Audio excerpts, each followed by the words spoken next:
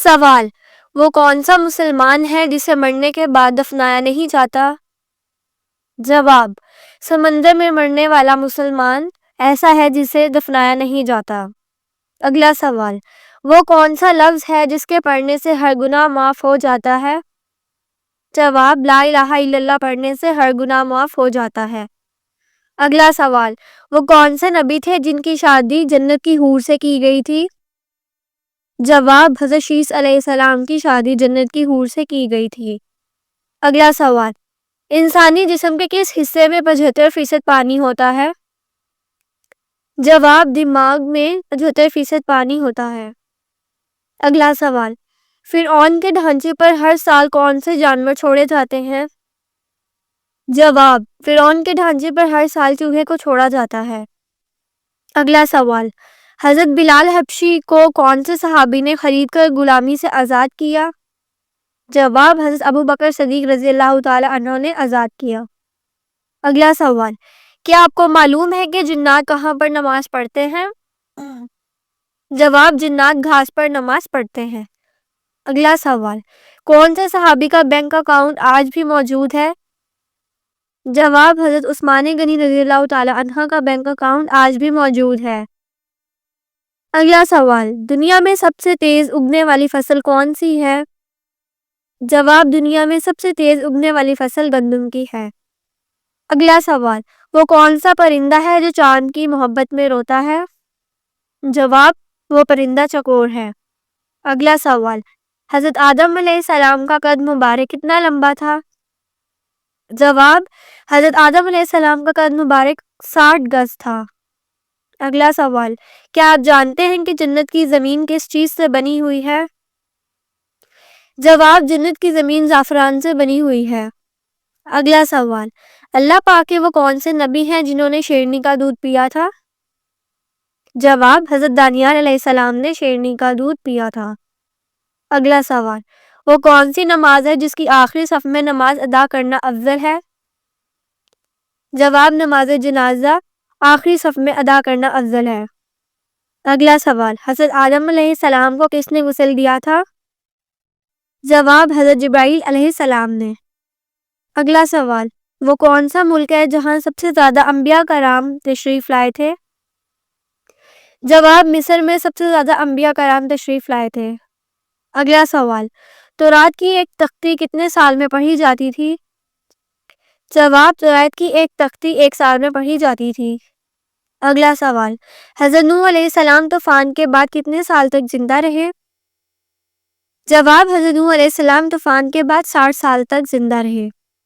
اگلا سوال: وہ کون سا گناہ ہے جس کو کرنے اور سننے والا دونوں کو گناہ ملتا ہے؟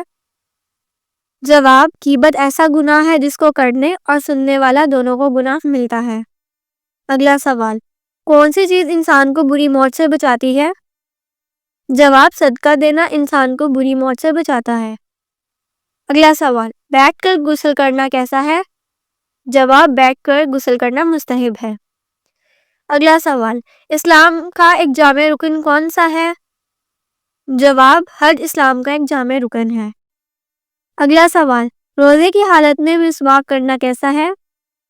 جواب: روزے کی حالت میں مسواک کرنا سنت ہے۔ اگلا سوال: کون سے نبی جناتوں میں سے تھے؟ جواب: کوئی بھی نہیں۔ اگلا سوال: قرآن مجید میں کس شہر کا ذکر کیا گیا ہے؟ جواب: قرآن مجید میں مکہ مکرمہ کا ذکر کیا گیا ہے۔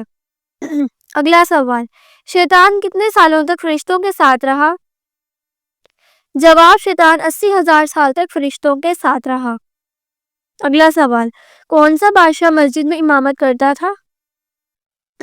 جواب: اورنگزیب۔ سوال: قرآن مجید میں سورج کا ذکر کتنی بار آیا ہے؟ جواب: قرآن مجید میں سورج کا ذکر 33 بار شمس کے نام سے آیا ہے۔ اگلا سوال: ایسی وہ کون سی برائی ہے جو انسان کو اندر سے ختم کر دیتی ہے؟ جواب: حسد کرنا ایسی برائی ہے جو انسان کو اندر سے ختم کر دیتی ہے۔ اگلا سوال: وہ کون سا بادشاہ تھا جس نے مصنوعی جنت بنوائی تھی؟ جواب: شداد نے مصنوعی جنت بنوائی تھی۔ اگلا سوال، نماز جنازہ میں کل کتنی تکبیریں پڑھی جاتی ہیں؟ جواب، نماز جنازہ میں کل 4 تکبیریں پڑھی جاتی ہیں۔ اگلا سوال، وہ کون سا انسان ہے جسے جہنم کے انگارے کھلائے جائیں گے؟ جواب، حرام کھانے والے کو جہنم کے انگارے کھلائے جائیں گے۔